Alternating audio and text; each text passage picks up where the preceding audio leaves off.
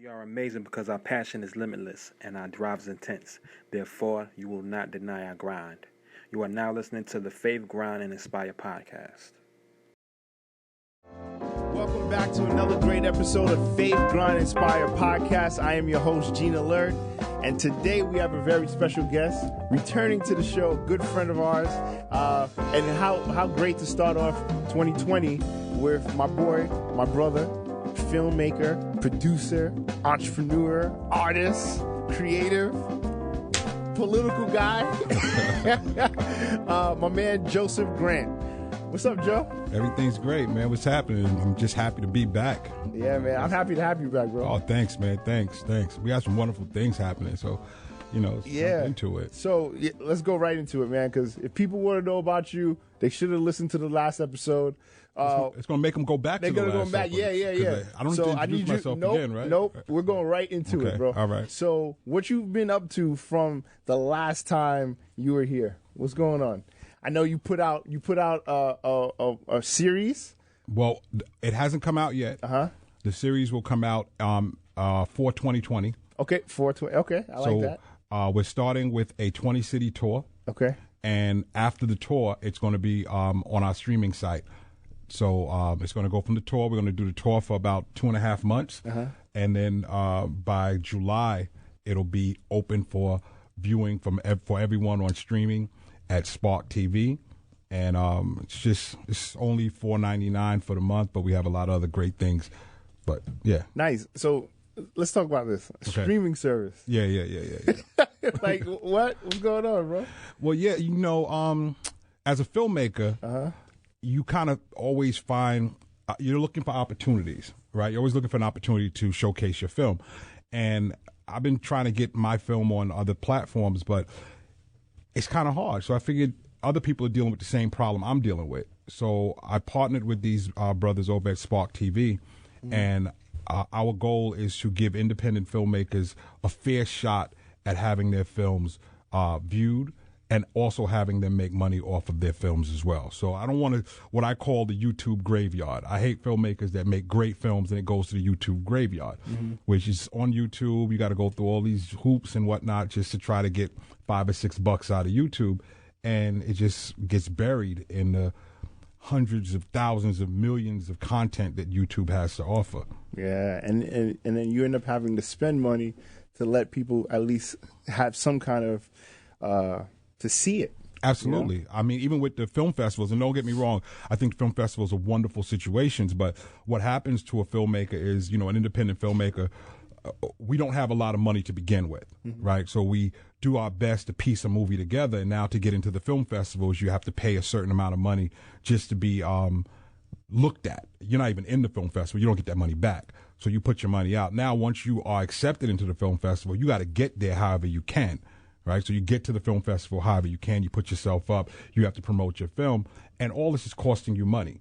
Even if you win a prize, the prize money you make is not even a dent in the bucket compared to the money you spend. Then when you're done with that, if you don't get picked up by a streaming site, which is chances are probably 1 out of every 10 films will probably get picked up by a streaming site, and even if you get picked up, you'll get picked up for a decent amount of money. If you even make your money back, now you're stuck in this hole.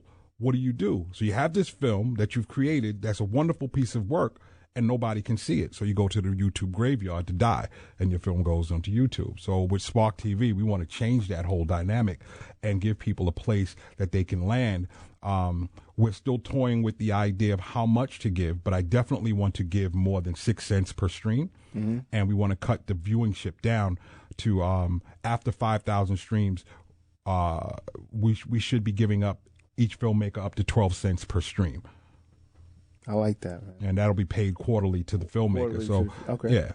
I like that model because you think about it. I like how you just broke down the cycle and the process, because a lot of people want to create content. Everybody wants to, like Precious and like, you know what I'm saying? Yeah. Those type of movies. What's the other one that came out and he came out of nowhere. The guy that drinks the tea. Oh, well, yeah, Gordon Peele.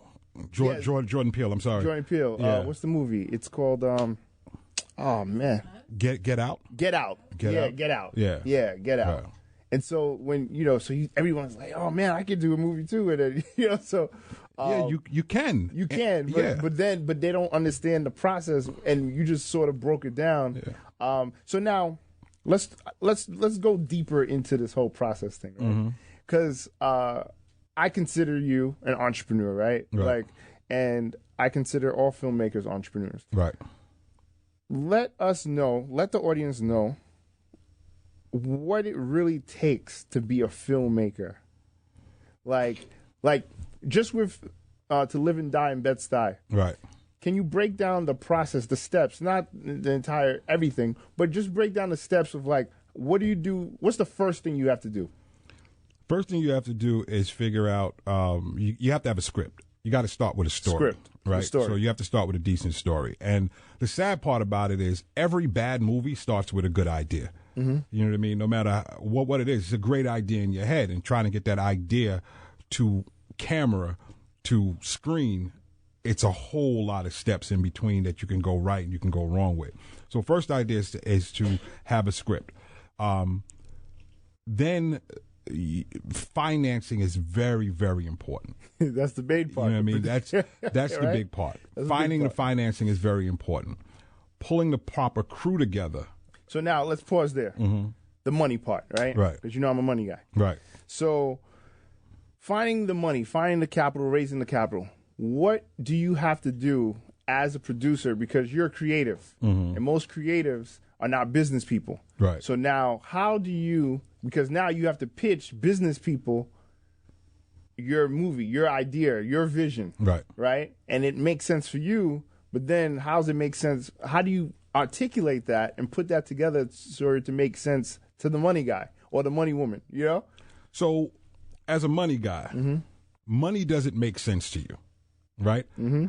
People hustle, and determination makes sense to you, right? So you don't buy passion. Yeah. So you don't buy the money. No. Because what am I going to tell a millionaire, right? I'm going to go to a millionaire and tell him, listen, my movie is going to make you an extra $10,000. Oh, wow, I blew that in the strip club last night. It doesn't help them. What they want to see from me is the passion that I have and how hard am I going to work for the money that they give me, not how much they're going to give me back. And I don't think that's the return, right? The return is not about the cash money. The return is the belief in the person who's pitching. Yeah. So It's true.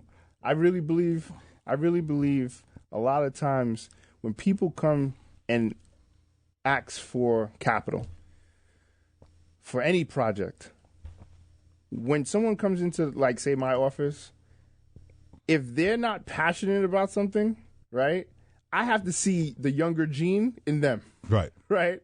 Right. Like, when I come, I'm like, look, it's a mistake if you don't give me this money. Like, you know? Exactly. Because I am hungry. I'm passionate.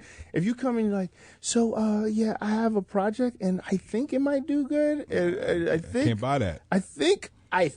Right. Nah, bro. Like, you have to come correct. So, keep going. I'm excited about this. So it's just about the hustle, right? Yeah. So when you see a person come in the room, and sometimes you can over hustle. Yeah. Because if you over hustling, then I'm looking at you like, wow, Yeah.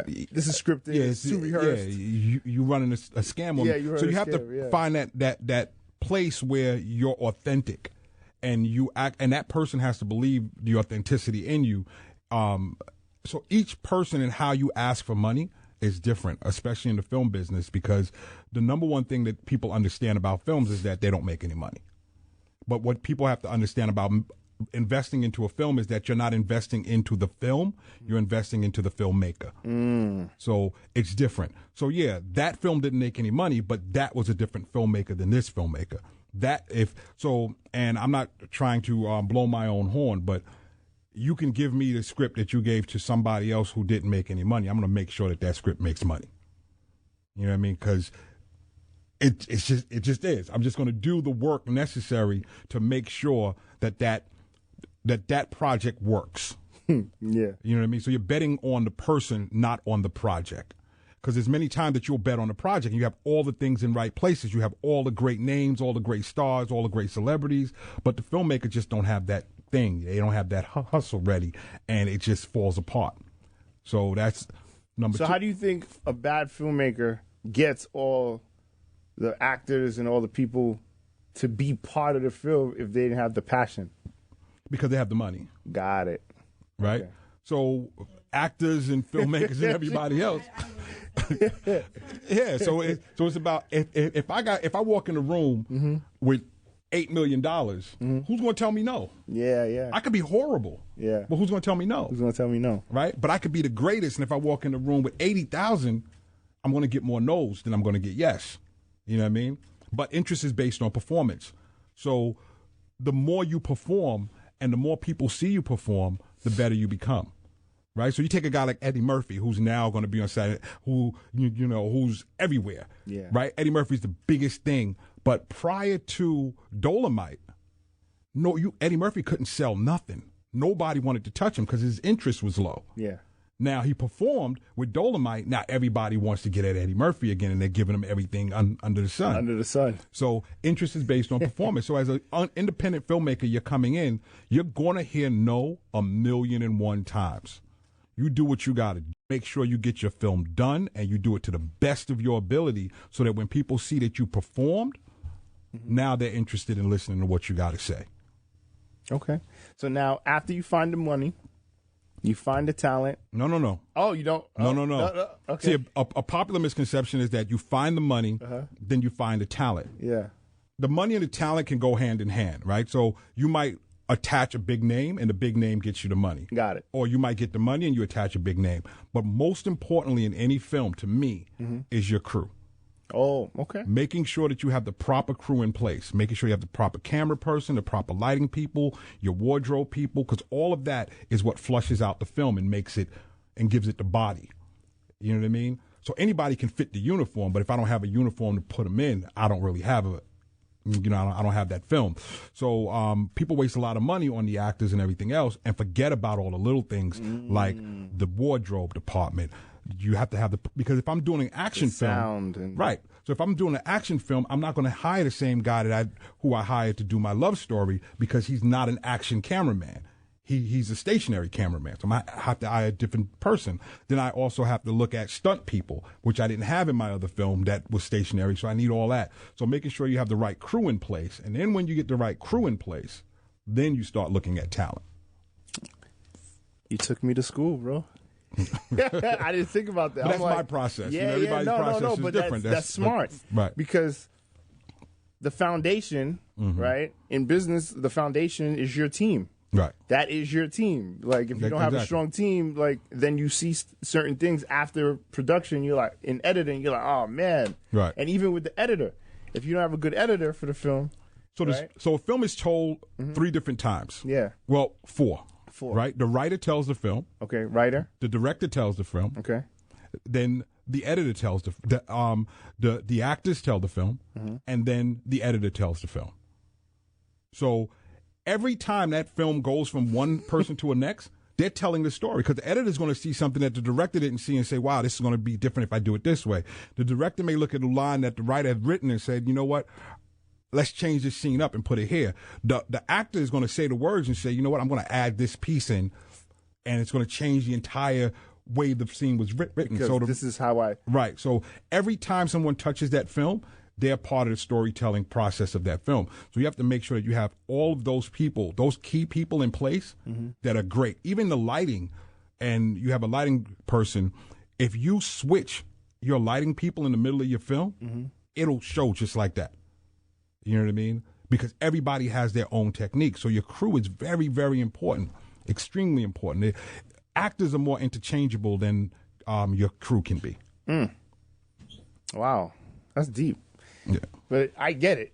It makes sense. Total sense. You know, total sense. Because even as a I'm not a producer, but or director. But you are though, right? Because you're a boss, right? Yeah. And there's things that you have to make sure that your team has. So when they come to you and say, "Hey, I need X, Y, and Z," you got to go produce that. Yeah. So you're a producer. Yeah, that's true. You know what I mean? True. You heard that, Bree? I'm a producer.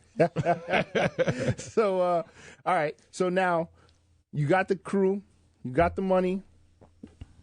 What's next? Got the crew, you got the money, you got your talent. Now you have to shoot. You shoot. Okay. Right. So now, how long typically would it take, or does it take, to shoot not a short, A feature length? Yeah. So back in the days, it probably took you about 2 or 3 months. Mm-hmm. Like years ago, like 2-3 months to shoot a feature. People would really sit down and anchor in and do the whole 9 yards. Now you shoot a feature in about 30 days. A month. Yeah, shoot in about 30 days. But pre-production will last you about two months, just getting everything in place. So short case, 2 months, then it takes you about a month to shoot it. And the longest process is post-production. So The editing. the post-production is the editing, getting the proper music, making sure that, and the editing is you're down to the fine-tuning, all these little things like you just said, you see something in the background, it's like, wow, we might have to do a reshoot because this didn't work out. It didn't edit. It didn't cut right. All these things here. So, the editing is next to directing, the editing is almost the second most important part of the storytelling process in filmmaking. So during this process, right? So you're talking about 3 months of just total dedication, right? That's 3 months of shooting. Then you're about another 3 months worth of editing. So in the post process, Wow. you got about another 3 months. So the editing by itself is 3 months alone. Yeah, you're syncing sound. You're roughing it out. You're cutting scenes. You're looking at, so whatever it took you. If you have, let's say, conservatively 1,000 hours worth of footage, the editor's watching 1,000 hours worth of footage just to cut it, to make sure that everything goes into place. You know what I mean? So that takes time. Then from there, you now have to find the right sound. So you have to send it to your score people, right? If you're doing it right. If not, you just throw something on there. You send it to your score people, and they watch the film 2 or 3 times. They look at it. This is what I feel here. They put music to it. Then they send it back to you. Now you send it to your sound design team. And your sound design team now has to say, all right, I put this bottle down, but in the film, you don't hear me put the bottle down because there was other noise, so I have to drop the noise. So now I have to add the sound of a bottle falling. I have to add my footsteps. We were shooting near the ocean, so I have to kill all that sound and ADR it all and put in the sound of ocean waves, bring the actors back in, have them do their ADR session, then add all that other stuff to make it look like. This sounds like we going over budget. Yeah, so it could happen. So when we look at some of these films and we're like, wow, this is kind of cheesy, that's why, because they don't have the money to do all these things. So they have to make do. So they got to make do. Oh, Right. man. So, okay. Woo. Just you telling me the process, I felt overwhelmed, right? And so that means you have to be passionate to be part of this. Oh, absolutely. You have to, man. And Absolutely. like, what is the mindset of a young filmmaker in school or not in school who has a vision of doing this? Like, what type of mindset do you have to get through? Not even the how do you get through this process? Because you're talking about 6 months of pure dedication, and the film's not even out yet. Yeah. Like, you couldn't even make money, so technically you're spending money without making money. And if you're doing that much work, that means you're probably not going to be able to do anything else, because your whole time, especially for those 30 days, Right. and then you're dealing with different personalities. Yep. You're dealing with, say, Hasididi actors. Yeah. I deserve this. Yeah. And why am I working on? I don't want to be on set Right, with this yeah. person.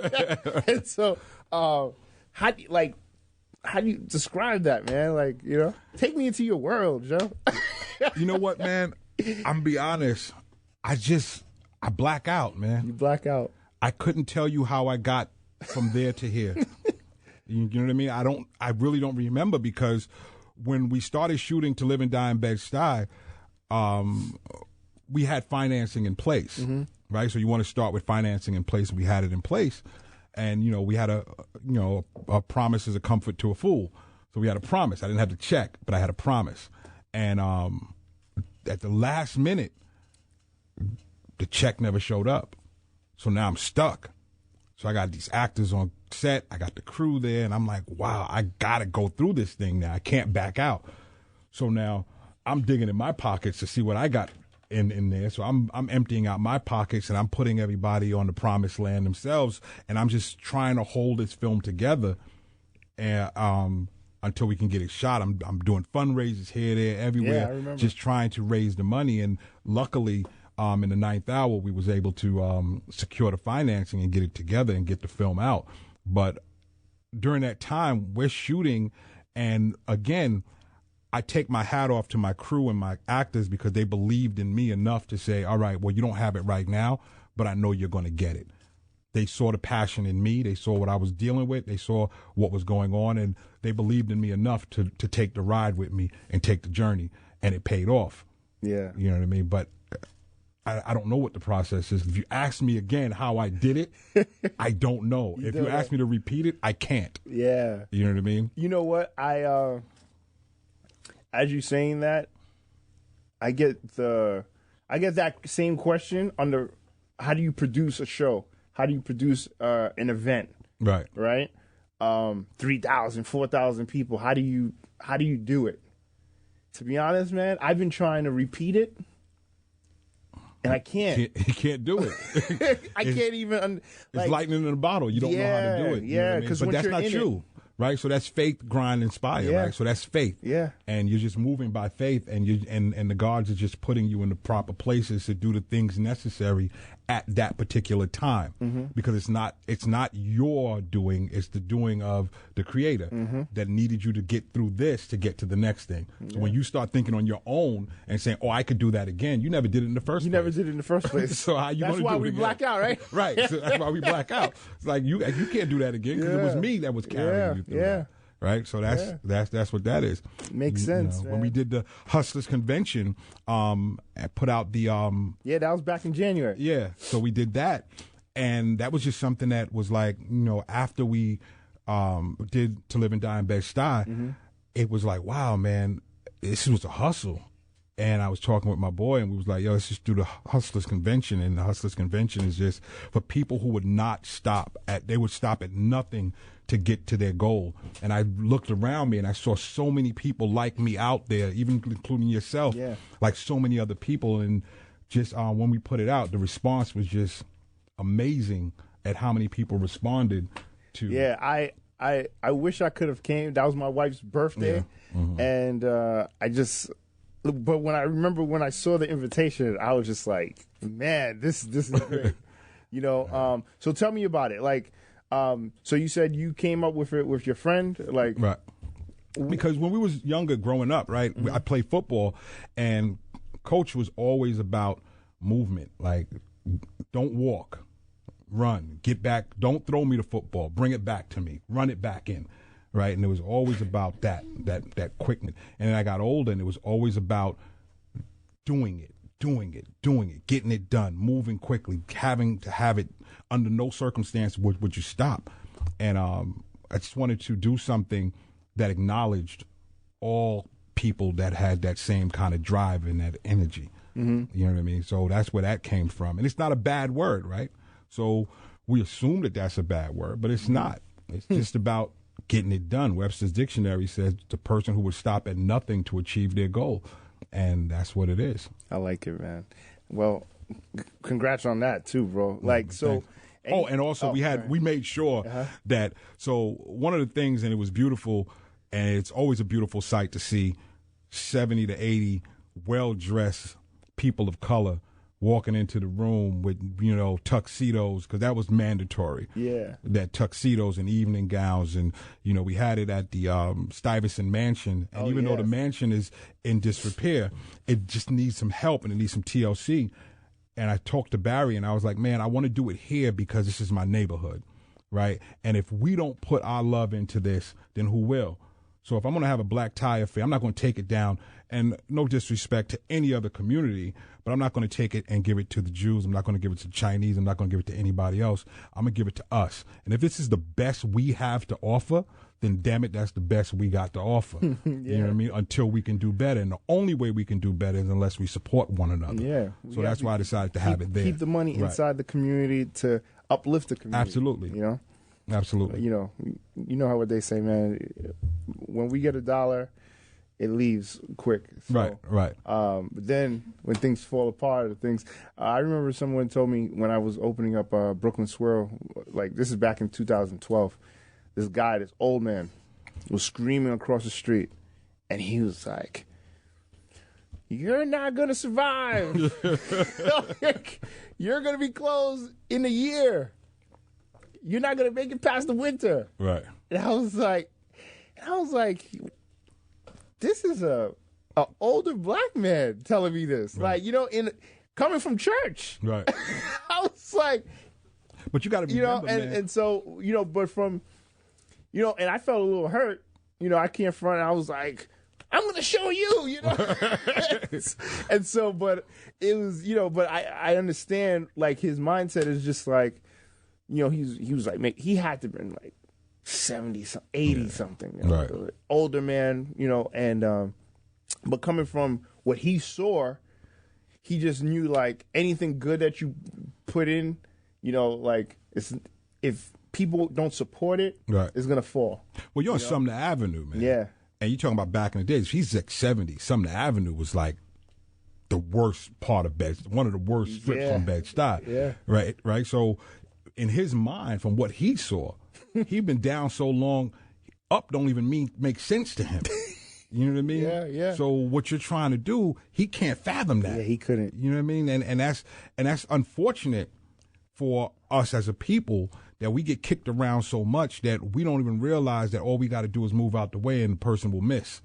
You know what I mean? And that's just an unfortunate thing. So that's why the Hustlers Convention was so important. Yeah. That I wanted to show people of color, yo, we could do it too. It was important for me to make sure that To Live and Die in Bed-Stuy was done independently, because I wanted to show people we can make quality products without having to run and beg somebody outside of our own community to make something happen, along with creating the streaming app that working with Spark TV to make sure that all of this could be done in-house, and we can keep the proceeds in-house.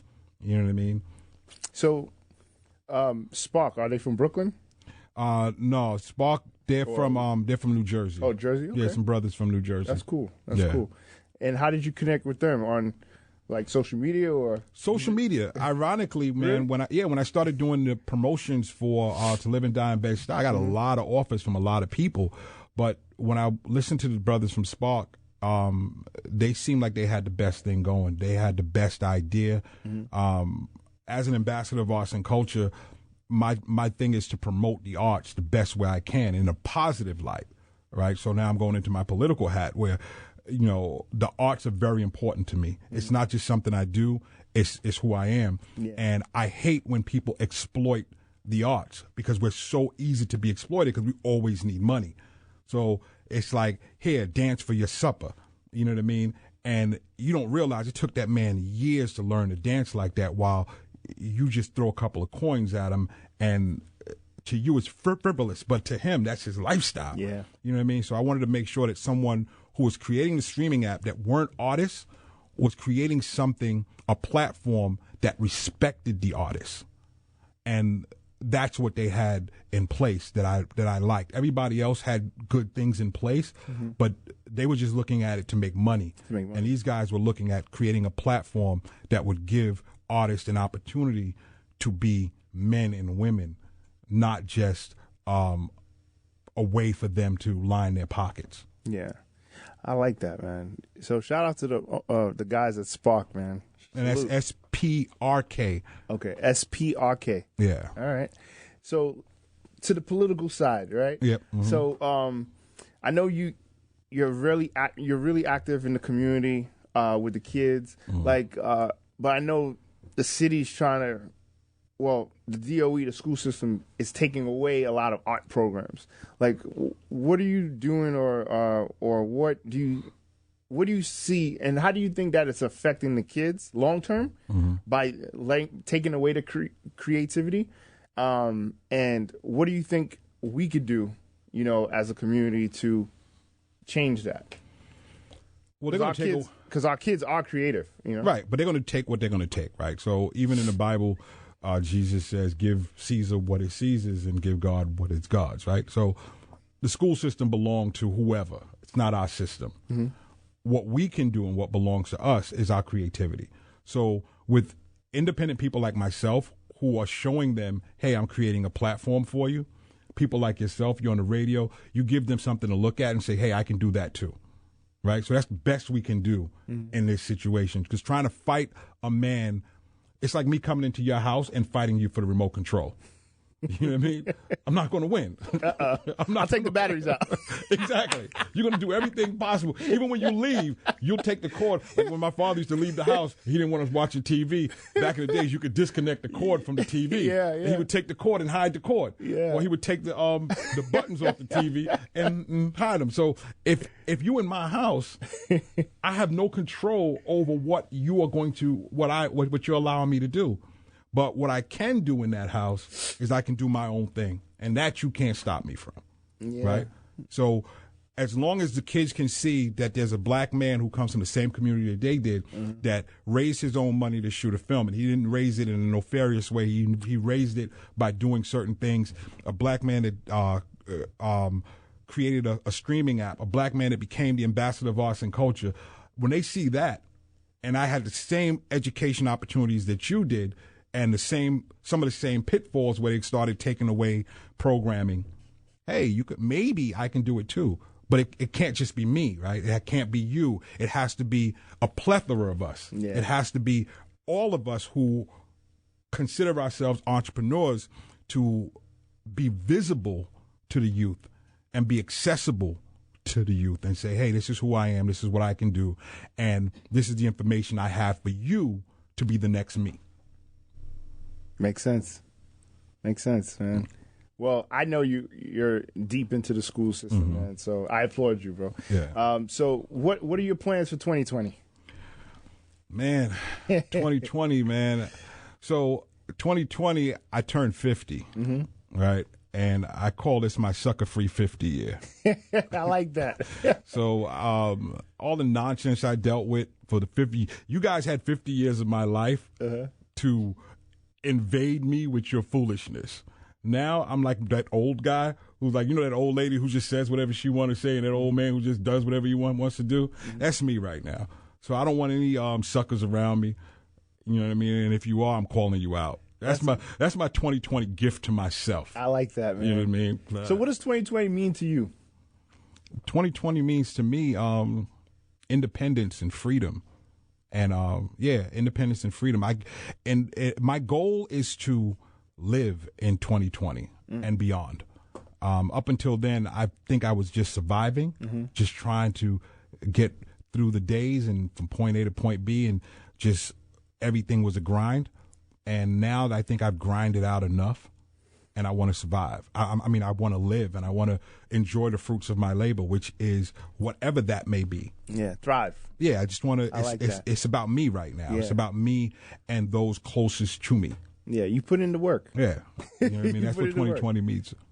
I like that, man. Yeah. So, I created a lot, right? So yeah, you have, bro. I've done a lot, like even in Bed-Stuy, and I was just in my tenure with the council member, the Art Walk, the Bed-Stuy Film Festival, the Bed-Stuy Theater Group. When we came in, there was the art scene was very sparse. There wasn't a big art scene. Now it's flourishing. The project ambassador of arts and culture actually worked, because even in our office now, where we have other people, we have a director of arts and culture, we have a camera person to capture all this that didn't exist prior to me coming in. And other communities now are opening up the doors to embrace the arts and having a person in charge of their arts and cultural. So that was, I did that. You know what I mean? I gave that to the world. Now I need to, I need to do what I want to do, the way I want to do it. And I'm still giving that to the world, right? So I haven't stopped. Yeah. But I'm just saying, like, I created that platform, and it's working very well. There's no need for me to tinker with it. Yeah. Now I need to create something else.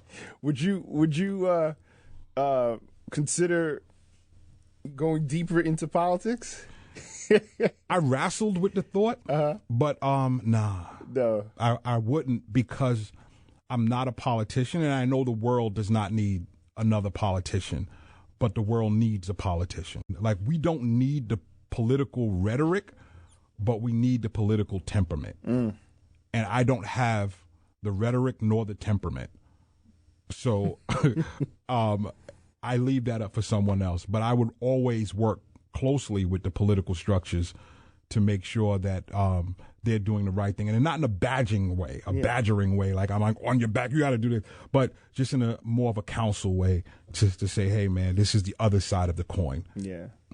So that's why it's important for them to surround themselves with good people like you, who not only is a good person, but also understands the community and understands being a creative too. Right. That's an important part of it. Absolutely. I remember, and shout out to Robert Carnegie, man, Councilman Robert Carnegie, and because I remember when he first got into office and he created this Project Ambassador of Arts and Culture. I was like, what is that? Everybody was like, what is that? Yeah. But then, and you're right, man, like with the art walk, I remember when the art walk, you guys do it every year. It's like, what, 8th annual, 7th annual? It should be, it should be like 7th annual. 7th annual, yeah. So that's amazing, you know? And so, and there's so many artistic people in that Crown Heights, Bed-Stuy area that it just makes sense, you know? And what's funny is like there are people that are benefiting from it that don't even know what happened. Right? Yes. They don't even know why they're benefiting or what caused their benefit. And it's cool. You know what I mean? But that's the way it's supposed to be. That's the way it's supposed to be. They laughed at me when the councilman was like, hey, this is my ambassador. They laughed at him. What is that? You know what I mean? Now it's like, okay, this is what it is. And I think we need one over here, right? In this district. Everybody, I think everybody needs one because art and culture, what people don't understand is the driving force, is the economic force of every society. People don't come to your town for tourism based on what? On your politics. Nobody cares about that.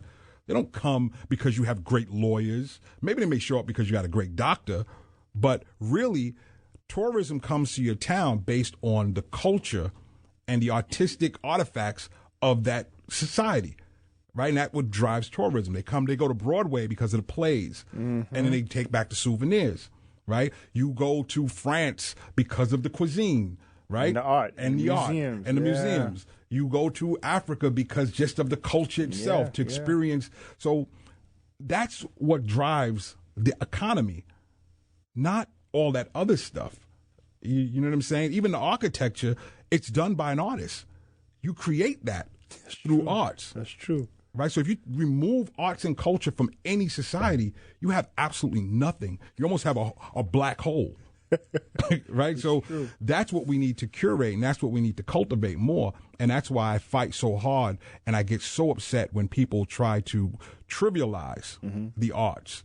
And when people make comments and say, oh, he's just and they make the quotation, artist. And I'm like, well, what does that mean? Yeah, what does that mean? In order for you to become an intellect, that is predicated on your knowledge of the arts. How many books you've read, what paintings you know, even mathematical, how smart you are with math. And all of that is the arts. So how dare you throw up your quotations, because in order for you to be who you are, you have to study me. So how do you now ridicule me? Yeah. When you couldn't exist without me? So do you find, what is the biggest challenge that you find, man, like in 2019, and you're like, look, I'm not dealing with this in 2020? People.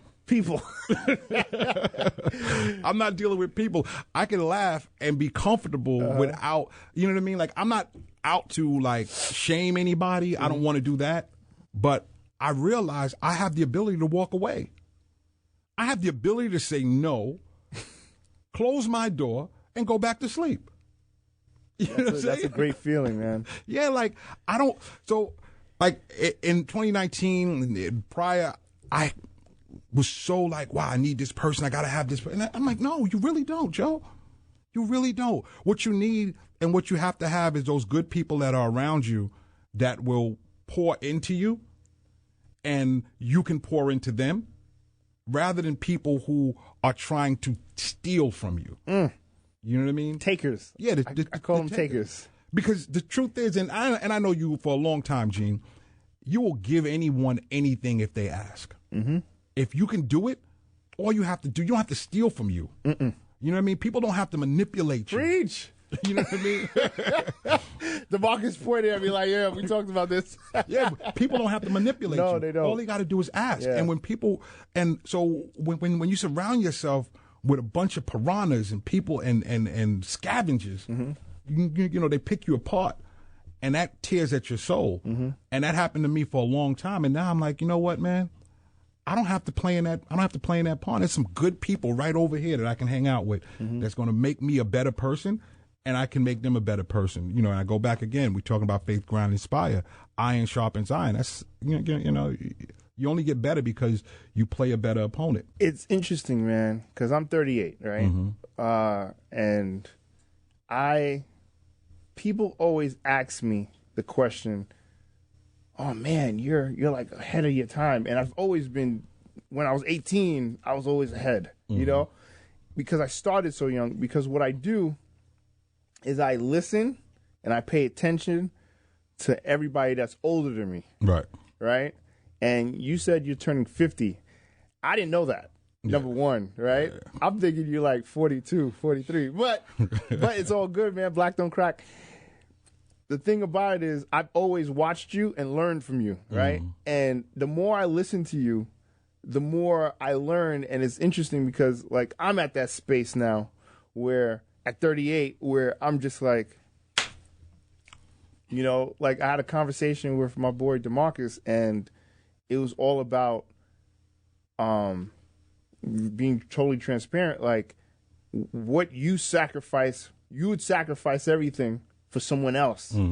But then you would, because you're sacrificing for someone else, you might lose something that was really dear to you. And because your heart is like, nah, I gotta help this guy. I gotta help this lady. I gotta do it. But then, as soon as it's time for them to, they'll stab you 5 times, bro. Oh, yeah. And leave you on the street dead, you know? Oh, yeah. And that's not happening in 2020. That's not happening in 2020. 2020 is all about positive. It's all about just surrounding yourself with people that are all like the Hustlers Ball convention. Yeah. Having those people to come together was amazing, and those people are all like-minded people, right? You know, and growing that, and that's how you're going to build, right? You know, and that's how it's going to, and not coming from a place of lack, right? I think people that operate from that place of just like not having, and there's not enough in the pot, they'll try to take yours. Right. And they don't like. They don't like that you're eating. Yeah. They just like, oh no, I have to have yours because it's not fair that you have so much. Right. So what's funny is I suffer from that so much that people would rather. There's so many people that wanted me to fail at everything that I was doing that they was just taking, and they would go behind my back and try to take my resources from behind my back. And I'm like, wow, all you had to do was ask. You didn't have to take. But those are the people that I removed myself from. Yeah. And every single person in this world, they're exactly where they're supposed to be at this particular moment. You know what I mean? It's like when you look at somebody and they're down, you say, wow, this dude knows so many people. He has so many resources. Why can't he get past go? Or why can't she get past go? And then you look at their character and you realize why they can't. You know what I mean? You realize how they get stuck and why they're stuck in their situations. And those are the people that you have to get away from. Those are the people that I have to get away from. You know what I mean? The people who are not succeeding. And it's funny. I look at people like Diddy and Jay-Z and all these guys, and they moved on. And people say, man, he forgot about us. No, he didn't forget about you. You know what? He did forget about you. And rightly so. Because if he would have continuously remembered you, he'd be just like you. Jeez. You know what I mean? That's a hard but it's true. But it's true. Man, growth is something when we're kids, you want to elevate, right? Everybody wants to elevate. But if you don't want to elevate, but I do, right? Right? I can't I can't keep coming back down to try to grab you and bring you up. That's right. If you don't have the intention, or I remember when I was a kid, there was I had a childhood friend, and we would sit on the stoop and we would just look at fancy cars. And I'm like, man, we didn't have a permit, license, nothing. We used to be like, man, one day I'm gonna drive a Benz. Right.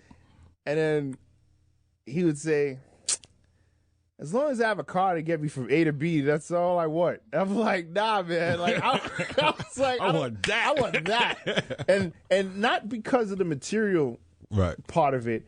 It was just the fact that if there's an opportunity for me to make enough money to live a certain lifestyle, why not? Right. And then once you get that, then it's like, you know what? I was like, you hear people talking about development. I want to build that. I want to do something bigger. I want to, our mutual friend Richard, he's coming on the show, right? Okay. And he said there's a picture that I actually gifted him because he put it on Instagram, right? And it was like one of the. You have to do the same thing, man. Like it's a picture of him selling art at 14th Street. Like he had like this fence. He put the art, and then he shows the gallery, right. And I took the picture and I had my graphic team put it together, and we put together a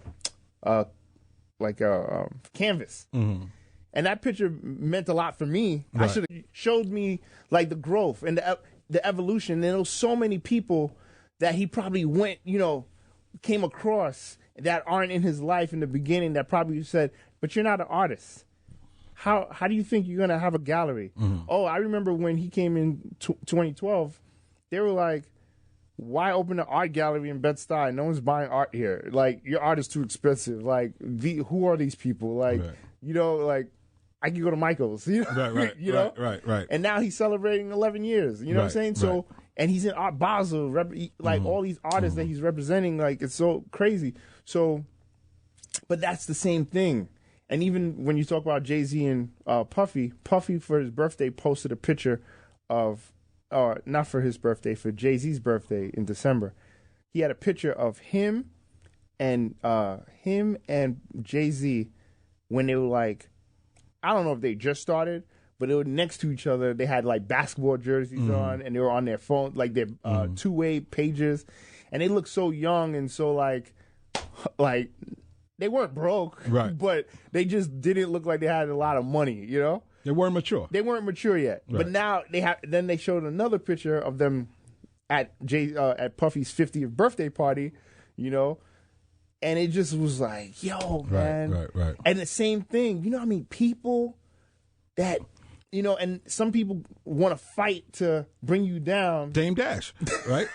So he's a Dame Dash. But I'm saying like that's like Dame Dash, and it's sad because that was a great duo. Yeah. Right? But if Jay-Z was to continuously do what he did when he was with Dame, he would be exactly where Dame is right now. You know what I mean? Yeah. It'll be two broke niggas instead of one. And unfortunately, you know. Yo, Dame is going to beat you up, bro. He might. I box too. You box, yeah. You do box. Yeah, I know how to dodge a jab. Yeah. Maybe we could get in the ring and put on a charity event. Yeah, we both over 50. Yeah, you know what I mean? Yeah, that'd be good. I'm there, bro. But and again, Dame is an intelligent man. Yeah, he's a great businessman. You know what I mean? He's a great businessman. But I think his emotions, and people don't want to be around.